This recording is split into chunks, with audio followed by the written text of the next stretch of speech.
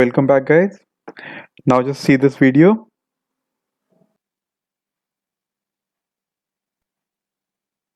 So what did you saw in this video? एक ball है जो सीढ़ियों से गिर रही है, करेक्ट? सो दोस्तों, हमने जो ये वीडियो देखी इसमें क्या बॉल सीधा नीचे गिरती रहती है? नहीं, बॉल यहाँ पर आती है, बाउंस करती है, फिर गिरती है, फिर बाउंस करती है, फिर गिरती है एंड इस वे में कंटिन्यूअसली नीचे गिरती रहती है। तो क्या हम इसको ये बोलेंगे कि बॉल नीचे आई, फिर सपोज अगर शेयर प्राइस होता तो क्या हम ये बोलेंगे कि शेयर प्राइस नीचे आया, फिर ट्रेंड रिवर्स हुआ, फिर शेयर प्राइस नीचे आया, फिर ट्रेंड रिवर्स हुआ, फिर शेयर प्राइस नीचे आएगा?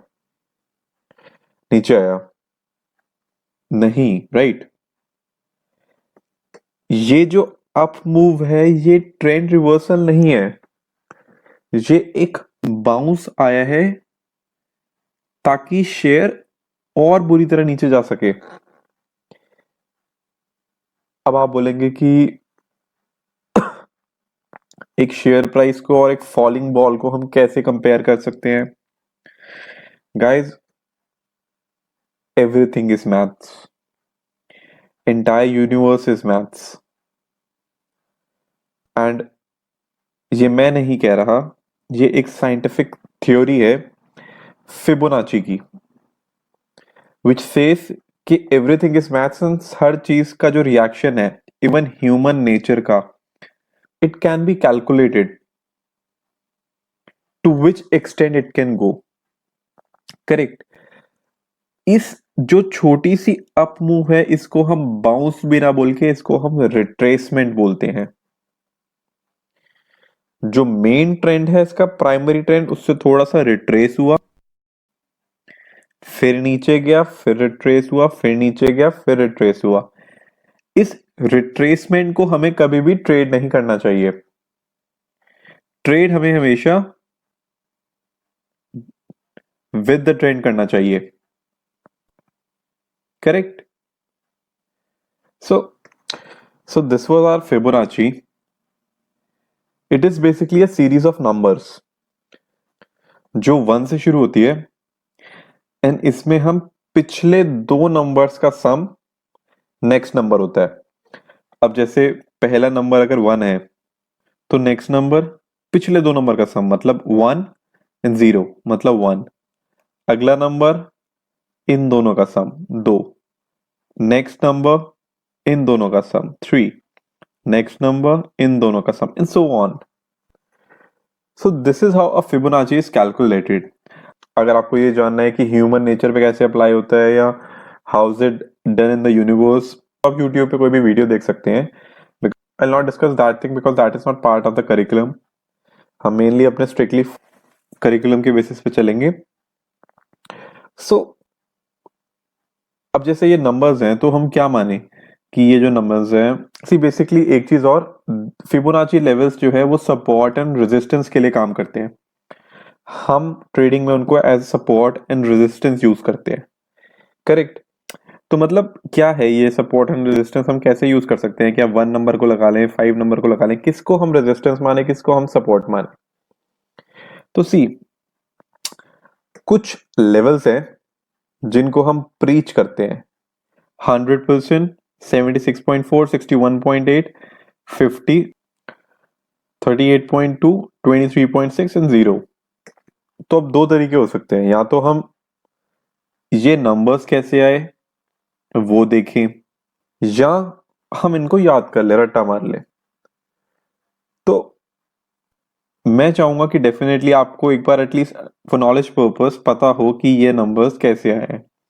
हमने पहले काफी जगह कैलकुलेशन नहीं डिस्कस करी बिकॉज वो कॉम्प्लिकेटेड थी। बस फिबोनाची के लेवल्स है, इसको मैं आपको ये बोलूंगा कि it's easily calculatable. Please see the excel sheet. Okay, so जैसे हमारी सीधी सी 1 1 और पिछले दो नंबर्स का सम, करेक्ट? कूल। ये हो गया। अब हम इसमें एक चीज करते हैं, पहले 3 को छोड़ के बाकी सब में एक फॉर्मूला लगाते हैं, जिसमें हम, चलो ऐसा करो और सिंप्लिसिटी के लिए, अब यहाँ पे हमने क्या करा, यहाँ पे हमने एक सीरीज यहाँ से स्टार्ट करी, एक सीरीज यहाँ से स्टार्ट करी, जिससे जैसे 3 से पहले 2 है तो यहाँ पे भी 3 से पहले 2 आ रहा है, तो ये करेंट नंबर हो गया, ये उसका प्रीवियस नंबर हो गया, correct, part of the series. 34 से पहले 21 तो 21 यहाँ पे भी आ रहा है, करेक्ट। अब हम यहां से b डिवाइड बाय a करते हैं, b divide by a। Consistently अगर हमने सब में यहाँ पे करा तो हमने फाइंड आउट करा कि हर जगह पे मोस्ट ऑफ द टाइम यहाँ एक ही लेवल आ रहा है, दैट इज 1.618। या चलो और सिंपल तरीके से समझाता हूँ, इसको यहाँ से हटा देते हैं, सिंपल ही करते हैं, divided by previous number, correct. तो 8 को डिवाइड करते हैं हम 5 से, b 8 डिवाइड बाय b 7। यहाँ पे कंसिस्टेंटली एक ही रेशियो आ रहा है। अब हम उल्टा करते हैं, इसको नेक्स्ट नंबर से डिवाइड करते हैं, तो एक रेशियो आ रहा है, डिवाइडेड बाय नेक्स्ट नंबर। तो गाइस आप देखेंगे कि यहाँ पे एक कंसिस्टेंसी है 618 और यहाँ पे 1.618। अब इसको हम दो नंबर बाद से डिवाइड करें, जैसे 8 है तो 8 के बाद 13 है, 13 के बाद 21, तो एक लेवल आता है। सिमिलरली 8 के बाद 13 है, 13 के बाद 21 है, 21 के बाद 34 है। अगर हमने जैसे ये तीनों डाउनलोड करे, divide by next number +1 divide by next number +2, +2 +1 +2 से मतलब है कि नेक्स्ट नंबर के बाद वाला नंबर और या नेक्स्ट नंबर के दो बाद वाला नंबर। तो अगर मैं इसको थोड़ा सा राउंड ऑफ करूं तो यहाँ पे 3 लेवल्स आते हैं हमारे पास, 618, 38.2, 23.6। So as you can see 23.6, 38.2, 61.8 यानी 76.4 कैसे आया, 23.6 माइनस 100, 0 और 100 हमारे बेसिक लेवल्स होते हैं। So this is derived and Fibonacci हर जगह एप्लीकेबल है। अगर आप कोई भी शेयर नीचे आ रहा है, जैसे ये हमने यूरो डॉलर का एग्जांपल लिया है, इसमें भी शेयर प्राइस नीचे आया 61.8, this is golden level. Golden level का क्या मतलब है, गोल्डन लेवल है कि अगर कोई भी शेयर कंटिन्यूअस अप मूव दे रहा है तो ये माना जाएगा कि जब वो रिट्रेस करेगा या जब वो थोड़ी सी करेक्शन देगा तो वो मैक्सिमम 61.8 तक दे सकता है। अगर जैसे ये डाउनवर्ड ट्रेंड का है तो डाउनवर्ड ट्रेंड में अगर थोड़ी सी अप मूव आएगी तो वो 61 पॉइंट लेवल तक जा सकती है। And pivot point historic resistance से भी ज्यादा फिबोनाची लेवल्स को इंपॉर्टेंस दी जाती है। सो ज्यादा इस पे डिस्कशन करने की बजाय मैं आपको डायरेक्टली एग्जांपल पे दिखाना चाहूंगा। So let us see with the help of an example. Okay, तो यहां पर मैंने एग्जांपल हीरो मोटोकॉर्प का लिया है। सो मैं फिबोनाची टूल सेलेक्ट करता हूं। अब ये ड्रॉ कैसे करते हैं, सी आपको एक टॉप सेलेक्ट करना होता है और एक बॉटम। टॉप कौन सा, द हाईएस्ट लेवल, और बॉटम कौन सा, द लोएस्ट लेवल। जैसे इस चार्ट में मैं देख रहा हूं कि ये टॉप लेवल है तो मैं यहां पे क्लिक करता हूं एंड ये बॉटम लेवल है। बॉटम लेवल भी क्लोजिंग बेसिस पे नहीं, डायरेक्ट लोएस्ट, तो मैंने यहाँ पे सेलेक्ट कर दिया। सो जैसा कि हमने देखा कि शेयर प्राइस नीचे गिर रहा था, नीचे गिर रहा था, 78.6 इतना स्ट्रांग नहीं होता, 61.8, और नीचे के लेवल्स ज्यादा स्ट्रांग होते हैं। शेयर प्राइस नीचे गया, ऊपर गया, अगेन थोड़ा सा नीचे गया, यहाँ पे इसका फीबो लेवल था 3373, तो ये 23 पॉइंट ऊपर, मतलब 1% ऊपर से ही टर्न मार गया। फिर उसके बाद अगेन नीचे आया, 61.8 को ब्रेक नहीं कर पाया, फिर से ऊपर गया। उसके बाद ये एक शार्प डाउनफॉल इसने शो करी। Now guys please note down, ये 38.2 पे यहाँ पे स्टक हो गया। एक दिन ब्रेक नहीं कर पाया, दूसरे दिन ब्रेक नहीं कर पाया, तीसरे दिन भी ब्रेक नहीं कर पाया, चौथे दिन गैप डाउन हुआ और 38.2 के नीचे खुला, लेकिन फिर भी क्लोजिंग नहीं दे पाया एंड ऊपर चला गया। सो this is the impact that Fibonacci can create. And इसके बाद आप देखिए कि कंटिन्यूअस अप मूव गया, यहाँ पे 61.8 जो कि हमारा गोल्डन लेवल है, उसको भी ये ब्रेक नहीं कर पाया। काफी दिन ये यहां तक हाई गया 3344 तक, उसके सिर्फ 1% ऊपर हमारा नेक्स्ट लेवल था जिसको ये ब्रेक नहीं कर पाया। कंटिन्यूअसली स्ट्रगल करता हुआ दोनों फिबो लेवल्स के बीच में। उसके बाद इसने फिर क्लोजिंग 0.5 के नीचे क्लोज दे दिया एंड उसके बाद ये 1 2 3 4 5 दिन तक यहीं पे स्ट्रगल करता रहा। अगेन ये नीचे आया, 38.2 से बाउंस करा, अगेन नीचे आया, 38.2 पे बाउंस करा, काफी स्ट्रगल करा। फिर उसने ये ब्रेक कर दी रेजिस्टेंस, 23.6 पे इसने स्ट्रगल करा एंड जब 23.6 पॉइंट तोड़ी तो उसके बाद इसने एक नया लो बनाया, नया लो के बाद यहाँ पे नया लो बनाया एंड इसके बाद कंटिन्यूसली 1 2 3 4 5 6 7 दिन तक अराउंड रेजिस्टेंस डेली ये टच करी इसने 23.6 लेवल, बट क्रॉस नहीं कर पाया। अगेन डाउनफॉल आया, दोबारा ऊपर गया, फिर यहाँ पे अभी ये स्ट्रगल कर रहा है। तो देखिए जो इवन लास्ट डे का क्लोज है वो एग्जैक्टली इस लेवल के नीचे है। So as you can see के लेवल्स कितने अमेजिंगली ब्रीच हो रहे हैं। And what is good about this method is कि ये सिर्फ एक टाइम फ्रेम पे अप्लाई नहीं होता, ये सब टाइम फ्रेम पे अप्लाई होता है।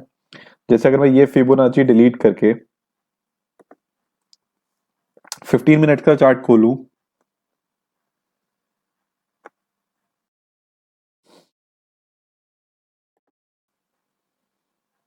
एंड मैं स्क्रीन छोटी करके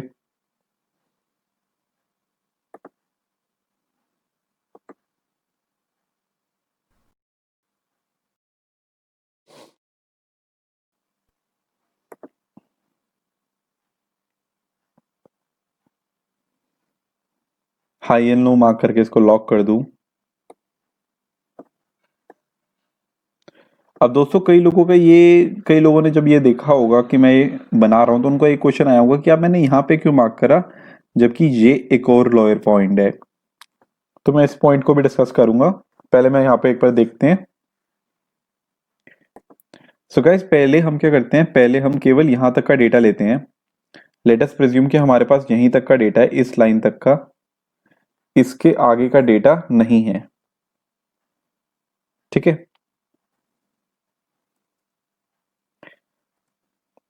तो हमने सिर्फ इससे पहले की यानी कि ये हाई एंड ये लो देखा है।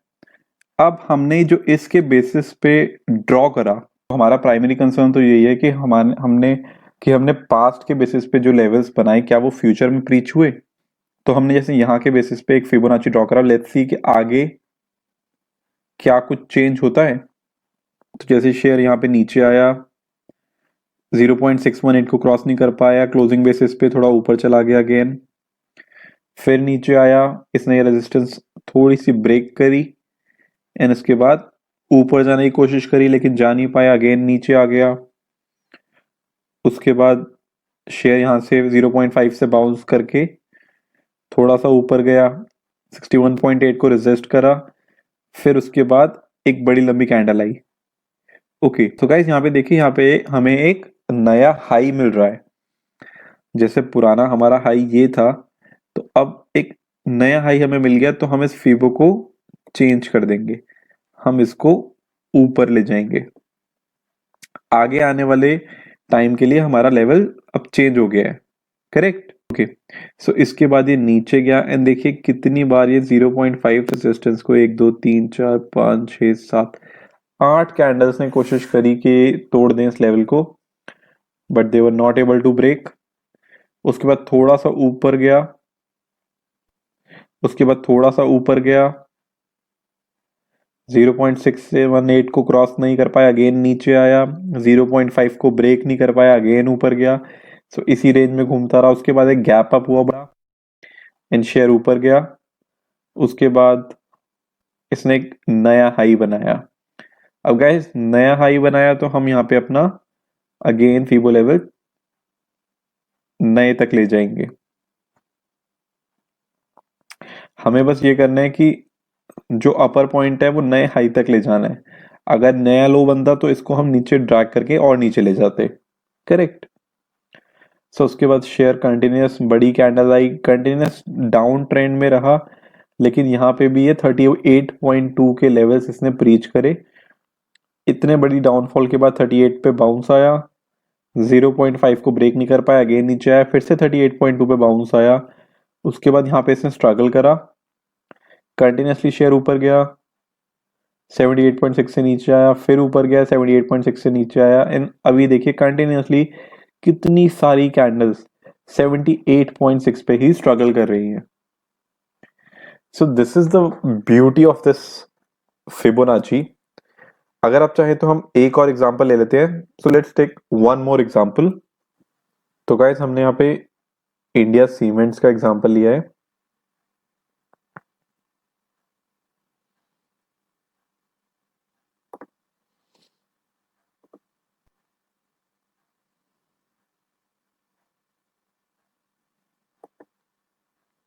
तो यहाँ पे शेयर कंटिन्यूस डाउन ट्रेंड में था, यहाँ से थोड़ा सा अप मारा, 78.6 से फिर से डाउन आया, 78.6 इसने ब्रेक करा, थोड़ा सा अप मूव गया, फिर कंटिन्यूसली ये ब्रेक करता चला गया, 38.2 से थोड़ा सा ऊपर से बाउंस करा एंड 0.5 पे इसने रेजिस्ट करा, क्लोजिंग नहीं दे पाया 0.5 के ऊपर, जिसकी वजह से अगेन नीचे आया, इसने रेजिस्टेंस तोड़ी, फिर से थोड़ा सा रिट्रेस हुआ, 38.2 पे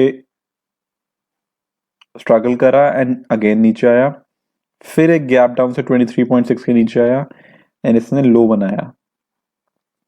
गाइस हम यहां तक का जो है हमने कंसिडर करा है, ये हमारी जो लाइन है यहां तक की ड्रॉ कर हुई है। तो अब देखते हैं कि इससे आगे के लेवल्स ब्रीच होते या नहीं होते। ओके, सो शेयर जब ऊपर गया तो इसने यहाँ पे 23.6 पे 1 2 3 4 5 6 7 8 9 दिन स्ट्रगल करा। 9 दिन स्ट्रगल के बाद इसने बाउंस करा एंड अगेन थोड़ा सा नीचे आया, थोड़ा सा नीचे आया, इस बार इसने 23.6 का सपोर्ट लिया एंड फिर ऊपर गया, फिर 38.2 से थोड़ा सा रिट्रेस करके ऊपर गया। यहाँ पे इसने ब्रेक एंड मेक कंटिन्यूसली करता रहा, ब्रेक करने की कोशिश करी, फिर नीचे आया, ब्रेक करने की कोशिश करी, फिर नीचे आया। उसके बाद इसने फाइनली ये लेवल ब्रेक कर दिया एंड 61.8 का भी ब्रेक कर दिया। 61.8 का इसने ब्रेक कर दिया तो ये लेवल अब इसकी सपोर्ट बन गया। तो यहाँ से ऊपर गया, नीचे आया, सपोर्ट लिया, अगेन बाउंस करा, फिर नीचे आया, फिर सपोर्ट लिया एंड इस बार इसने नेक्स्ट लेवल की रेजिस्टेंस भी ब्रेक कर दी, ऊपर गया, फिर अगेन नीचे आया, फिर यहाँ से बाउंस लेके ऊपर गया, नीचे आया, ऊपर गया, यहाँ से रेजिस्ट करा, यहाँ पे सपोर्ट ली एंड बाउंस अगेन करा। उसके बाद एक भारी गिरावट आई, फिर भी इसने अपना ये लेवल ब्रीच करा एंड यहाँ से थोड़ा सा बाउंस करा, स्ट्रगल करा, लेकिन फाइनली ब्रेक कर दिया। फिर इस लेवल पे इसने 38.2 पे फिर से बाउंस लिया यहाँ से एंड सो ऑन। तो गाइस यू कैन सी के ये लेवल हर जगह प्रीच होते हैं and these are breached very beautifully. Now सबसे मेन क्वेश्चन जो ये आता है कि हमें कौन से हाई लेने होते हैं, कौन से लो लेने होते हैं एंड कितनी कैंडल्स कंसिडर करनी होती हैं। क्या हम इन कैंडल्स को 10-12 कैंडल्स को ले सकते हैं, या 100 कैंडल लेनी है, या कितनी कैंडल्स लेनी है, कितने डेज लेने हैं। तो गाइस ऐसा कोई रूल नहीं है कि कितनी कैंडल्स लेनी है, लेकिन हम ये मानते हैं कि एक डिसेंट अमाउंट ऑफ कैंडल्स जैसे मैंने ये पूरा क्लियर कर दिया। अब जैसे बनाने को तो मैं यहां से कंसिडर करके यहां से यहां भी बना सकता था, एंड ट्रस्ट मी ये लेवल भी प्रीच होंगे अगर हम देखें तो। जैसे यहां से नीचे आया 78.6 से बाउंस करा, 61.8 से बाउंस करा, 78.6 पे रेजिस्ट करा, बहुत भारी गिरावट आई, 23.6 से थोड़ा सपोर्ट लिया, यहाँ पे स्ट्रगल करा, फिर अगेन नीचे गया, फिर उसके बाद ऊपर जाने के बाद 23.6 पे स्ट्रगल करा, नीचे आया, फिर अगेन 23.6 पे स्ट्रगल करके ऊपर गया, यहाँ पे 38.2 से 2 कैंडल नीचे आई, 2 दिन तक कंटिन्यूसली नीचे आया, फिर उसके बाद ऊपर गया एंड एक गैप अपने ये तोड़ दिया। तो ये हर जगह प्रीच होंगे लेवल्स। जैसे अभी ये 15 मिनट्स है, तो वन डे में भी equally this level will get preached.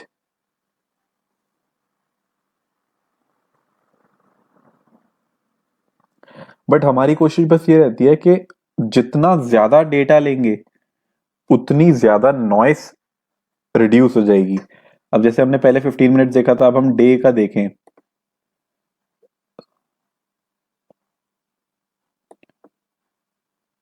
तो डे में भी ये इक्वली फाइन वर्क करेगा। जैसे यहां से नीचे आया 0.5 बाउंस, 6.8 पे स्ट्रगल करा, नीचे आया बाउंस लिया, यहाँ पे इसने ब्रेक करी, ऊपर गया, 6.8 को रेजिस्ट करा 2 बार, यहाँ से अगेन बाउंस लिया, यहाँ से भी एक बार बाउंस लिया था। तो ये लेवल्स हमेशा ब्रीच होंगे एंड हमेशा आपको एक अच्छा रिजल्ट देंगे। अगर कोई भी क्लोजिंग किसी भी लेवल के नीचे, तो हम मानेंगे कि हाँ सपोर्ट टूटा है, एंड कोई भी क्लोजिंग अगर इन लेवल्स के ऊपर होगी तो हम मानेंगे कि रेजिस्टेंस ब्रेक हुई है। This levels are very amazing, लेकिन फिर भी हम हमेशा मल्टी कंफर्मेशन यूज करेंगे एंड किसी भी सिर्फ एक लेवल पे हम नहीं डिसाइड करेंगे। ठीक है, और जैसे यहाँ पे इनफैक्ट देखिए आप, शेयर ऊपर गया एग्जैक्ट सेम 38.2 लेवल से नीचे आया। सो this is the beauty of this subject. But ये जरूर है कि हाँ हमें याद करना पड़ेगा ये सब, जितनी ज्यादा कैंडल्स लेंगे उतना बेटर है। कई लोग ये भी करते हैं कि जैसे उन्होंने ये कैंडल्स लेके ट्राई करा, तो ये अगर उनको सेटिस्फैक्ट्री नहीं लगा तो उन्होंने कहा कि एक दूसरा टाइम फ्रेम ट्राई करते हैं। उन्होंने कहा कि हम ये टाइम फ्रेम सेलेक्ट करते हैं। अब हो सकता है कि उन्हें इसमें ज्यादा एक्यूरेसी लगती है कि जैसे शेयर प्राइस नीचे आया 23.6 से 4 दिन स्ट्रगल करने के बाद बाउंस करा, 0.5 पे यहाँ पे बहुत सारे दिन स्ट्रगल करा, नीचे आया 38.2 से एग्जैक्ट बाउंस करा, यहाँ पे 61.8 पे एग्जैक्टली रिट्रेस करा, नीचे आया नीचे आया नीचे आया। अब यहाँ पे देखिए, यहाँ पे भी 0.236 से डायरेक्ट नीचे आया, ऊपर गया, दोबारा यहाँ पे रेजिस्ट करा। तो हो सकता है कि आप किसी को ये लेवल ज्यादा बढ़िया लग रहा हो। आप बस कॉम्प्लिकेटेडली मत लीजिएगा इसको, बस एक ड्रॉ करा, 2 ड्रॉ करा, 2-3 ड्रॉ करे, अगर आपको ठीक लगे तो आप उनको रख लीजिए। एंड सबसे इजी थिंग इज, जैसे हमने काफी सारे तरीके अभी तक पढ़े सपोर्ट एंड रेजिस्टेंस के, एक पाइवट मेथड हो गया, एक हिस्टोरिक हो गया, एक फिबोनाची हो गया। सो इन तीनों में ही ड्रॉ करना टाइम एफर्ट है, बार बार आपको रेपिटेटिवली हर बार डिसाइड नहीं करना। जैसे अगर आप ट्रेडिंग व्यू पे चाहे चार्ट बना रहे हैं, चाहे इन्वेस्टिंग पे कर रहे हैं, तो आप एक बार मार्क कर लीजिए कि यार, क्योंकि हर बंदे के 5-7 शेयर होते हैं जो उनके मनपसंद के होते हैं, 10 शेयर लगा लो मैक्सिमम। तो जैसे आपने जैसे इंडियन सीमेंट्स का था, तो इंडियन सीमेंट्स पे आपने एक बार ड्रॉ कर लिया, ये ड्रॉ कर लिया एंड लॉक कर दो, बस। अब ये आपका बन गया। अब अनटिल अनलेस कोई नया लो या नया हाई ना बने, आपको ये चेंज करने की जरूरत नहीं है। अगर आपने एक बार रेजिस्टेंस मार्क कर दी तो वो हमेशा ही ब्रीच होनी है। वो ऐसा नहीं होता कि अगर रेजिस्टेंस टूट गई तो वो रेजिस्टेंस नहीं रही, आज नहीं रही, आज अगर रेजिस्टेंस टूट गई तो कोई मतलब तो ऐसा नहीं है कि वो लेवल यूजलेस हो गया, वो हमेशा यूज होएगा कभी ना कभी आगे जाके। आज नहीं तो आज से 6 महीने बाद, साल बाद कभी ना कभी यूज होगा। तो आपने एक बार ड्रॉ कर लिया तो हिस्टोरिक रेजिस्टेंस हमेशा काम आएगी, फिबोनाची हमेशा काम आएगा। आपको बस अनटिल अनलेस कोई शेयर नया लो या नया हाई नहीं बनाता, आपको चेंज करने की जरूरत नहीं है। एंड गाइस, हाई लो से मतलब है कि जो हमने रेंज करी है, जो हमने रेंज सेलेक्ट करी है, उस रेंज का कोई हाई नहीं, उस रेंज से कोई लो नहीं। इन पाइवेट पॉइंट्स तो एक फिल्टर होता है, एक ऑटोमेटिक ऑप्शन होता है जो आपके चार्टिंग प्लेटफॉर्म पे आता है, आप उसको सेलेक्ट करें एंड वो अपने आप ही लेवल्स बता देता है। तो अगर आप कोई भी शेयर सेलेक्ट करके बस 5 मिनट लगा के ये तीनों लेवल्स ड्रॉ कर सकते हैं, ये तीनों लेवल्स अपने चार्ट्स में डाल सकते हैं, जिससे आपको एक बहुत अच्छा फायदा होगा। क्योंकि जैसे अगर आपको पता है कि यार यहाँ पे 23.6 की सपोर्ट है, तो यहाँ पे एक स्ट्रॉन्ग सपोर्ट है, तो शायद मैं यहाँ पे शेयर खरीद सकता हूँ। तो आपने अगर 97 का शेयर खरीद लिया तो उसके बाद ये 117 20% की अपमूव दे दी इस शेयर ने। तो अगर ऐसी मूव आपने 2 3 4 पकड़ ली तो आप तो you'll make good money, you'll make a good Fortune. India cements का जो लॉट है वो 5-6 हज़ार का होगा, तो अगर 20 रुपए की अपमूव आ गई, 20% की अपमूव आ गई, तो 1 रुपए की भी अगर कोई कॉल होगी तो वो 1 रुपए की कॉल भी 6 7 8 रुपए की हो जाएगी। तो 30 40 50 हज़ार रुपए का आराम से फायदा हो सकता है आपको। अब एक और चीज है कि यार 23.6 तो प्रीच हुआ, लेकिन 38.2 0.5 61.8 ब्रेक भी तो हुए। किसी का ये भी क्वेश्चन आ सकता है कि यार ये लेवल्स ब्रेक भी तो हुए, तो उसका कैसे करा जाए, ये कैसे पता लगाया जाए कि कौन से लेवल के प्रीच होने की ज्यादा पॉसिबिलिटी है। ऑल्दो सारे लेवल्स बहुत इफेक्टिव है, लेकिन कोई एक लेवल एक बारी में प्रीच हो सकता है ना। अगर ये अगर इसने 23.6 को प्रीच करा तो बाकी सारे ब्रेक भी करे। तो ये कैसे पता लगाया जाए? अब इसको पता लगाने के लिए हम और मेथड्स यूज करते हैं। जैसे कि हमने बोला कि multi confirmation we always prefer.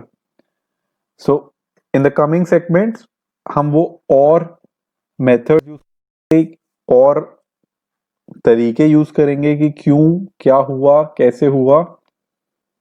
ठीक है, तो let us just move on to our next topic.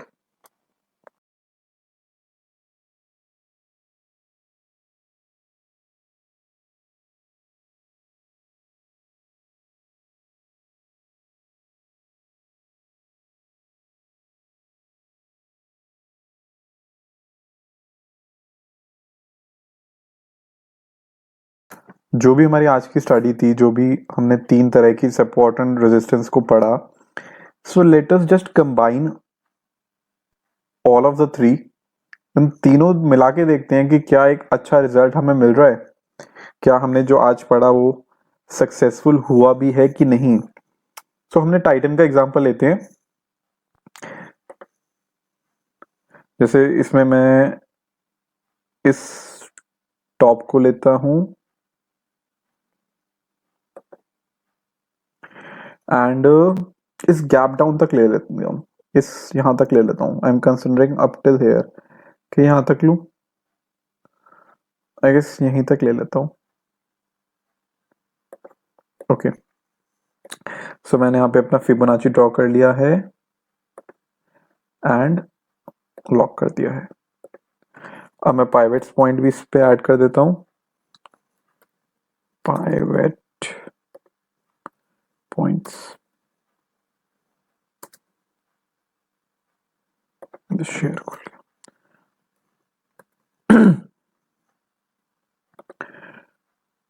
तो मैंने यहाँ पाइवेट पॉइंट्स भी ऐड कर दिए।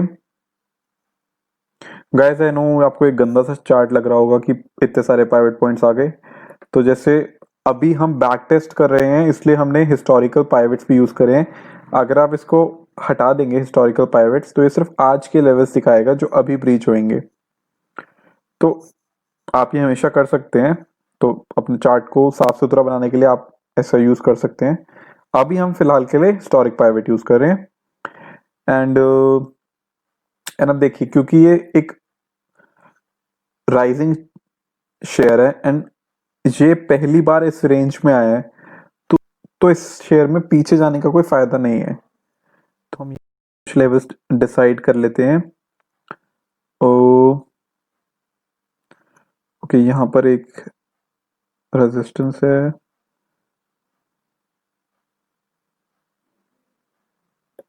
यहाँ पे है, एंड यहाँ पे है। ओके, चलो मैं ऐसा करता हूँ, फिबोनाची एक बार हटा देता हूँ एंड इनको भी हाइड कर देता हूँ। ओके, तो मैंने ये जो बाउंस आया एंड ये जो बाउंस आया, इसके बेसिस पे ये रेजिस्टेंस ड्रॉ करी है, ये एक लाइन ड्रॉ करी है जो 1 2 3 4, इन 4 के बेसिस पे एक ड्रॉ करी है, और एक एक जैसे यहाँ पे बाउंस आया, यहाँ से फिर से नीचे आया, यहाँ से अगेन नीचे आया, यहाँ से अगेन नीचे आया, और अभी भी यहीं पर है। तो ये 3 ड्रॉ करी है हमने। अब मैं पाइवट पॉइंट्स भी वापस ले आता हूँ एंड फिबोनाची भी फिर से ड्रॉ कर देता हूँ।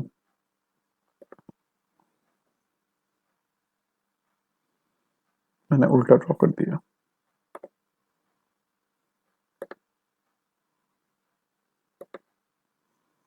ओके,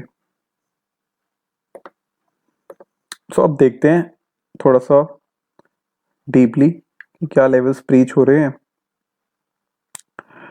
तो गैस, शेयर जैसे यहाँ से राइज करा तो उसके बाद 38.2 से जस्ट नीचे क्लोज हुआ। नेक्स्ट कैंडल गैप अप हुई 38.2 के ऊपर, लेकिन वो भी क्लोज नीचे हुई। As a result share continuously नीचे चला गया। अब नीचे जाने के बाद इसका यहाँ पे एक पाइवट का सपोर्ट था, पाइवट के सपोर्ट से इसने बाउंस करा है, यहाँ पे 38.2 लेवल पे स्ट्रगल करा, 38.2 लेवल से स्ट्रगल करा, फिर ब्रेक करके थोड़ा सा ऊपर गया, फिर 0.5 पे ये अटक गया, 0.5 लेवल पे ये अटक गया, 0.5 से नीचे आया। तो यहाँ पे ये पाइवट रेजिस्टेंस एंड 38.2 कोइंसाइड कर रही है, यहाँ से बाउंस करा, यहाँ से बाउंस करा, तो यहाँ पे देखिए 3 रेजिस्टेंस का एक क्लस्टर है, 940 से 928, मतलब इन 12-13 पॉइंट्स के बीच में हमारी हिस्टोरिक रेजिस्टेंस, हमारी पाइवट पॉइंट रेजिस्टेंस, हमारी फिबोनाची रेजिस्टेंस, और एक और हिस्टोरिक रेजिस्टेंस। तो गाइस, जब ऐसी जगह पे शेयर आए, आप बेधड़क इसको शॉर्ट कर दीजिए, क्योंकि एक डाउनफॉल एक्सपेक्टेड है ही है। क्या भारी रेजिस्टेंस जोन है, इतना मेजर रेजिस्टेंस जोन है। जैसे देखिए यहाँ पे भी 937 से 760 तक आ गया, तो बहुत ही ह्यूज करेक्शन। एंड अगर शेयर ये गलती से भी क्रॉस कर देता है तो लॉन्ग कर दीजिए कि 5-6% की मूवमेंट तो कहीं नहीं गई। ठीक है, अब जैसे शेयर यहाँ से नीचे आया, फिर से इसने 61.8 से बाउंस लिया, एग्जैक्टली रेजिस्टेंस से फिर से नीचे आया, यहाँ पे 0.5 से पिन पॉइंट बाउंस लिया, ऊपर गया, अगेन नीचे आया। अब यहाँ पे देखिए फीबो लेवल भी है और सपोर्ट वन भी है पाइवट पॉइंट्स की। तो यहाँ से ऊपर क्लोजिंग हुई, but next day gap down हो गया, तो दोनों ब्रेक हो गई। अब दोनों ब्रेक हो गई, as a result next day भी गैप डाउन और नेक्स्ट डे भी गैप डाउन। ये रेजिस्टेंस थी, ये सपोर्ट था, लेकिन ये ब्रेक करके कंटिन्यूसली नीचे चला गया। उसके बाद शेयर ऊपर गया, यहाँ पे इसने अगेन रेजिस्ट करा, यहाँ पे बहुत स्ट्रगल करा, पहले सपोर्ट वन पे, दोबारा सपोर्ट पाइवट पॉइंट के अराउंड, दोबारा पाइवट पॉइंट के अराउंड यहाँ पे इसने स्ट्रगल करा, फिर ऊपर गया, फिर R1 के अराउंड इसने काफी स्ट्रगल करा, ऊपर गया, ये वही क्लस्टर है, इस क्लस्टर से अगेन नीचे आ गया, एंड फाइनली इसने के क्लस्टर एक गैप अप में ब्रेक कर दिया। अब इतना क्लस्टर अगर स्ट्रॉन्ग इसने ब्रेक करा है तो डेफिनेटली एक अप मूव अच्छी आनी चाहिए। तो एज अ रिजल्ट शेयर 946 से 1000 रुपए तक गया, 1000 रुपए तक इसने R1 और ये अपने 100% रेजिस्टेंस, मतलब ये तो हाईएस्ट पॉइंट हो गया, यहाँ से नीचे आया। अब इस क्लस्टर को इसने सपोर्ट जोन बना लिया, तो यहाँ से अगेन बाउंस करा, फिर नीचे आया, यहाँ से अगेन बाउंस करा। फाइनली इसने एक बहुत बड़ी कैंडल्स के साथ यहाँ से तोड़ दिया ये।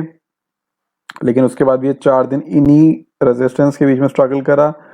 फाइनली दोबारा ये तोड़ दिया एंड फिर से देखिए साइडवेज कैंडल्स, ये डोजी एंड स्पिनिंग टॉप। फिर से मार्केट में कंफ्यूजन है, लोगों को समझ नहीं आ रहा कि इतना इंपॉर्टेंट जोन है ये, इसको क्या कन्विंसिंगली ब्रेक कर दिया है इस शेयर ने या नहीं करा है या क्या है। 4 कैंडल्स यहाँ, 4 कैंडल्स यहाँ, केवल स्ट्रगल चल रहा है। उसके बाद फाइनली इसने जब ब्रेक कर दिया, उसके बाद एक अगेन बहुत स्ट्रॉन्ग डाउन मूव 10% की, दोबारा ऊपर गया इसी जोन से, अगेन नीचे आया, फिर उसके बाद 15% की मूव, अगेन ऊपर गया, फिर अगेन नीचे आया यहाँ से। फिर ये जो हमारा क्लस्टर था, जो तीनों का कॉम्बिनेशन था, तीनों के कॉम्बिनेशन से अगेन नीचे आया, और इस बार देखिए 942 से 737, 25% सीधा नीचे। बीच में यहाँ पे भी इसने अच्छा सपोर्ट लिया है, यहाँ पे भी काफी स्ट्रगल करा, एंड अब देखिए अगेन इसी क्लस्टर के पास है। सो जस्ट सी के कितना इफेक्टिव है ये, अगर आप तीनों को मिक्स करके एक support and resistance zone decide कर लें, तो कितने गेन्स हो सकते हैं आपको एंड कितना फायदा हो सकता है आपको। एंड सबसे अमेजिंग बात है कि आपको ये डेली चेक नहीं करना, आप बस एक बार अपने लेवल्स नोट कर सकते हैं, एंड अनटिल अनलेस कोई मेजर नया हाई या नया लो ना बने, तो ये लेवल्स जनरली चेंज नहीं होते।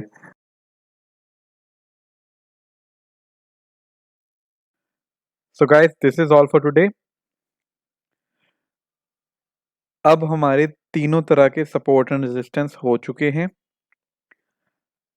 आई होप आप अच्छे से इनको प्रैक्टिस कर रहे हैं एंड अलग अलग चार्ट्स पे इनको ड्रॉ करके इनकी एक्यूरेसी देख रहे हैं।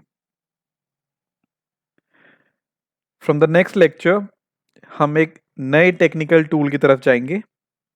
Okay, see you in the next lecture. Thank you so much.